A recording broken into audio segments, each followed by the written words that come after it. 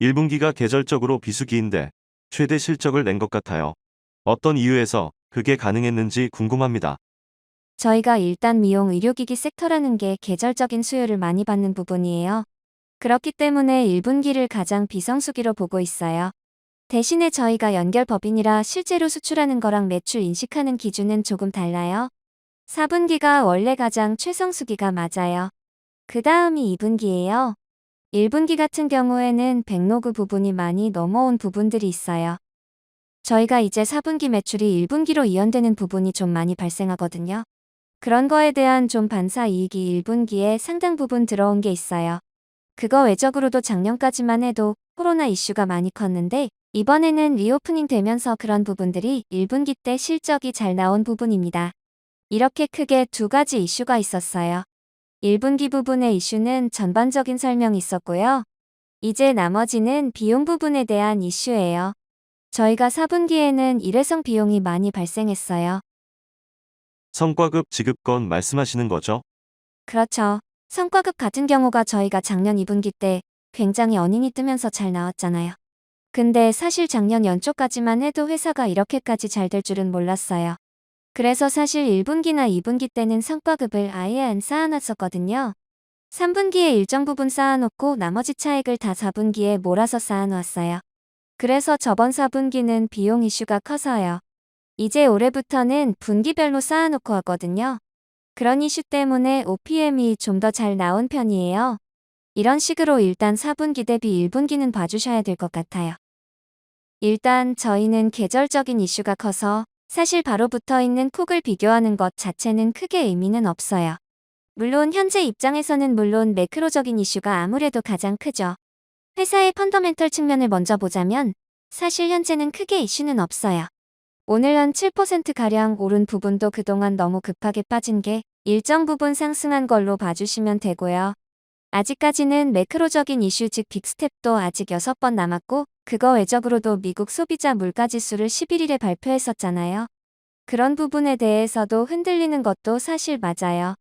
하지만 이런 섹션 자체가 타 제조업 대비해서는 보다 안정적이다라고 말씀을 드리고 싶어요. 그 이유는 이게 아무래도 미용 의료기기 시장이라는 것 자체가 돈이 있는 사람들이 하는 부분이잖아요. 바로바로 줄이고 그런 부분은 아니에요. 왜냐하면 경제가 어려워도 여전히 잘 사는 사람들은 잘 살고요. 오히려 중산층이나 조금 그런 부분에 대해서는 수요가 줄어들 수 있죠. 하지만 저희가 수출 비중이 이번에 87% 정도가 나왔어요.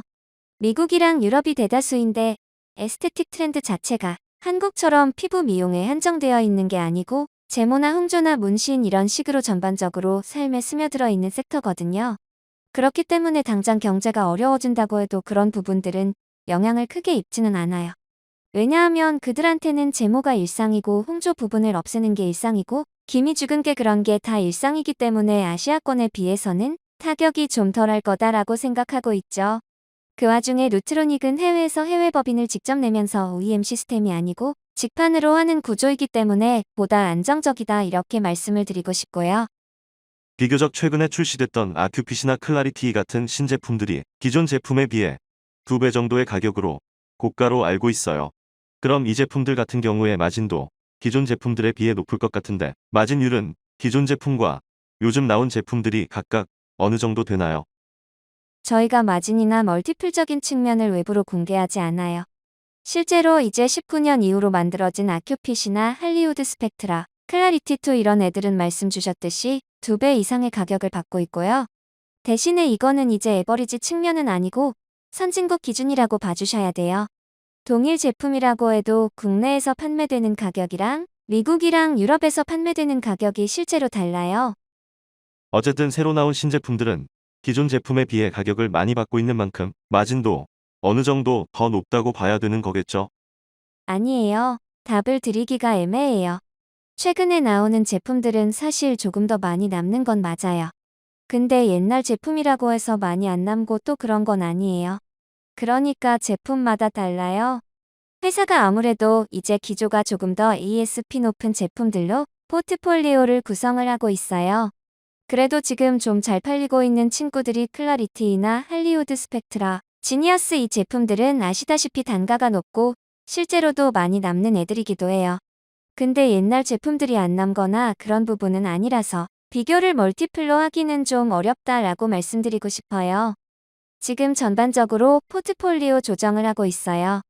안 팔리는 친구들은 이제 단종을 시키기도 하고요. 인허가 이슈 때문에 보통 미국이나 유럽은 3개월에서 6개월이면 허가를 받아서 신제품 출시가 가능해요.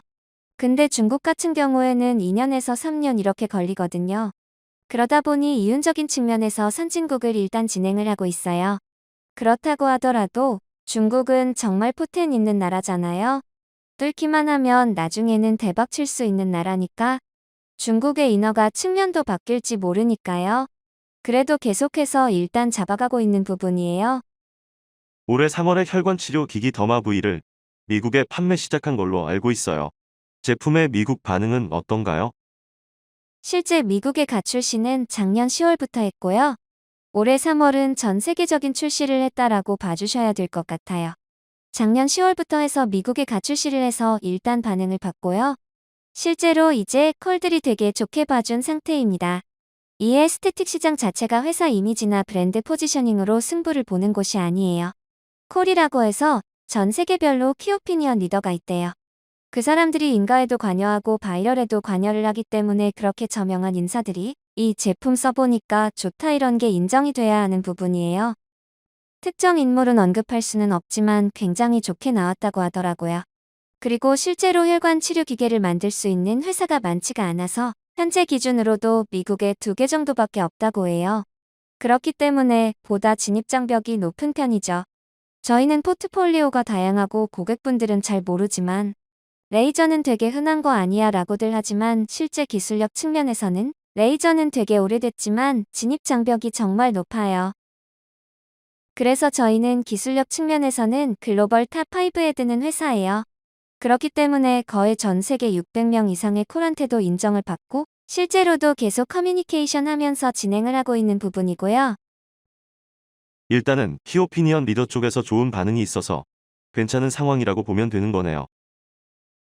조금 러프하게 말씀드렸는데 일단 반응은 좋고요. 아큐핀만큼 매출이 꽤 많이 올라가고 있는 측면이라서 향후 5년 안에는 오히려 지금 잘 팔리는 클라리티나 할리우드 스펙트라보다도 더 회사의 매출을 이끌어갈 수 있겠다 라고 생각이 들 정도로 지금 수요가 상당히 좋은 편이에요. 소모품 매출 비중 자체가 예전 자료로 보면 한 3% 정도라고 리포트를 본 적이 있어요. 최근에는 소모품 모델 강화로 소모품 매출 비중이 늘었을 것 같아요. 점진적으로 상승을 하고 있기는 해요. 그래도 상품이나 부품 안에 이제 녹여서 진행을 하고 있고 수준 역시도 로우 싱글 수준인 건 맞고요. 그래서 점진적으로 늘려나갈 계획인데 일단 지금 소모품 낼 수 있는 제품이 총 3개거든요. 울트라랑 아큐핏이랑 지니어스랑 이렇게 3가지예요. 앞으로 추가적인 라인업은 항상 소모품이 웬만하면 들어간 쪽으로 낼 예정이고요. 당장은 아니더라도 2에서 3년 안에는 하이 싱글로 올리는 게 우선 목표고요. 최종적으로는 20% 이상까지 올려가지고 점진적으로 글로벌한 회사를 만드는 게 목표예요.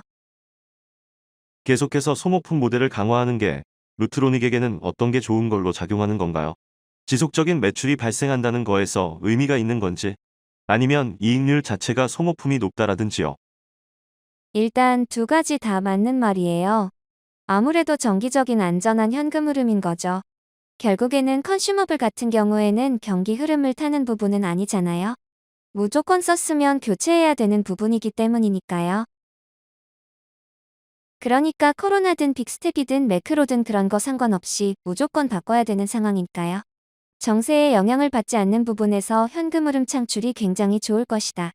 그런 의미에서 컨슈머블을 좀 높이려고 하는 부분이고요.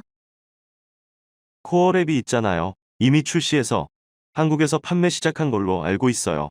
다른 국가에도 지금 인허가를 시도 중인데 출시 일정이 구체적으로 잡힌 나라가 있나요? 정확한 일정은 유관부서에게 공유를 받아봐야 돼서 아직까지는 오프 더 레코드 측면이거든요. 일단 좀 기다려봐야 되고요. 아큐핏은 이제 미국에서 다시 퍼뜨릴 생각이면 코어랩이 같은 경우에는 오히려 아시아 타겟팅을 먼저 하려고 해요. 그 다음에 일단 외부로 나갈 예정이고 현재는 이제 국내에서만 판매된 상태예요. 미국보다는 아시아 쪽을 먼저 타깃을 한다는 거네요. 아무래도 유럽이나 미국이 매출 비중이 높아서 이쪽 출시 일정이 궁금했었는데 오히려 아시아 쪽이 먼저라는 거네요. 그렇죠. 무조건 확정된 부분은 사실 없어요. 회사 측면에서는 두 가지 측면이에요. 인허가든 순서대로 이렇게 쳐낼 수가 있고요. 그쪽으로는 카니발라이제이션이라고 저희 제품끼리 싸우는 거죠. 오히려 동일한 제품이 아닌데도 불구하고 싸우게 되고, 이러다 보니 타이밍을 조절하는 거라고 봐주셔야 될 것 같아요. 중요하게 드릴 말씀이 있습니다. 무슨 일이시죠? 내용이 도움이 되셨다면 구독과 좋아요 부탁드립니다. 루트로닉 주담 통화는 5월 30일 합편으로 이어집니다.